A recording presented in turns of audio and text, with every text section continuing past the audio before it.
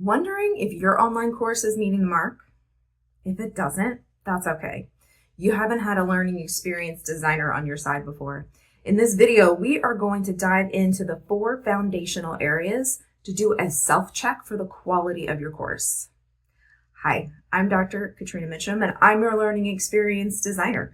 I've been designing online courses for adults since 2009. So the 4 things are goals, the how and the why, the application, and accessibility. So we're going to start with goals. Are they there? Have you set goals for your customers when they come to you? Do they know what the end goal is going to be? What point B is going to be?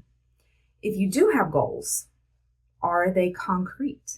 And are they specific? Are they things that are achievable within either the time that you've allotted, or if it's more self-paced, are they achievable on their own? Are they things that they can actually reach? And have you clearly articulated the thing they'll be able to do or see or understand by the time the course is over and they've worked through all the material?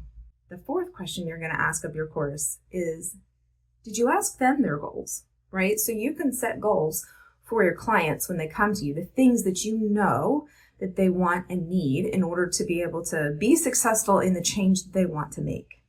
Sometimes people come to you with goals that might be a little bit different or might be a little bit bigger, or whatever that shift or change happens to be. There should be some alignment there. And so you need to make sure that you're asking them to reflect on what their goals are. And finally, if you are doing all of those things, you want to make sure that you are asking them to look for that alignment, right? So have you asked your clients to compare their goals with the goals you set for them, to look for the overlap, to look for any disconnect? And this is something that should happen right at the beginning of the course. And so those are the things that you want to go through your course and look to make sure that you're doing from the get-go. The second one is making sure that the how and the why are clear. So you're going to look for 3 things. You're going to look for if the how to do is clear.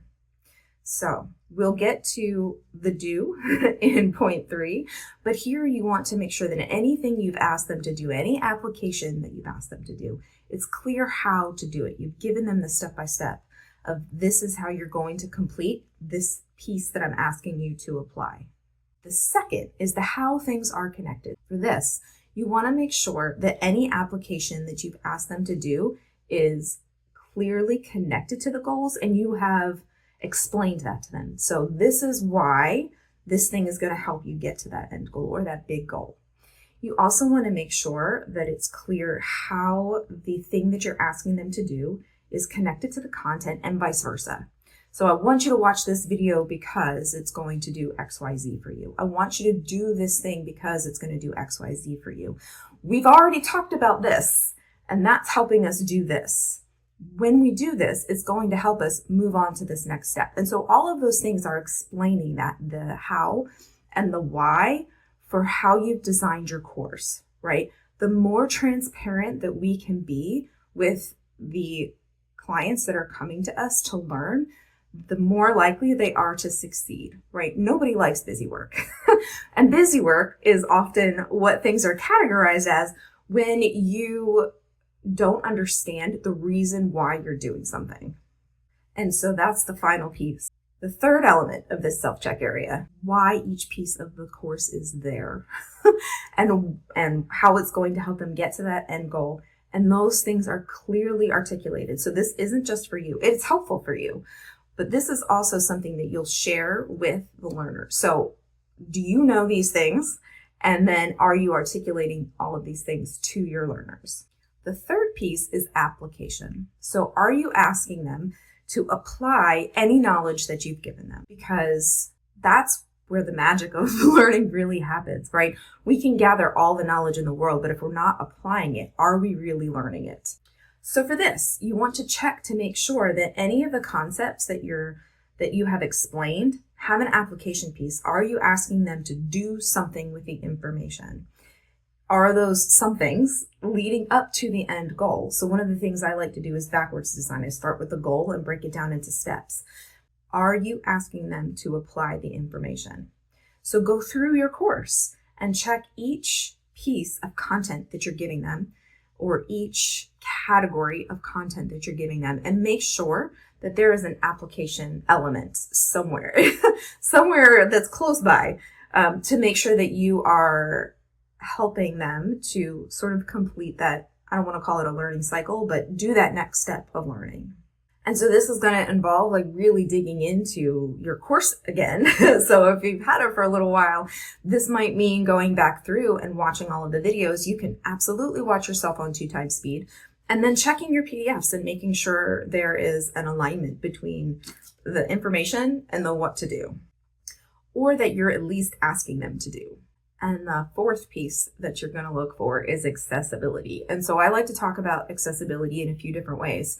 The one is sort of the functional accessibility. So these are things like captions, alt text, PDF read order, transcripts, plain language. These are all things that are necessary for someone to be able to complete your course.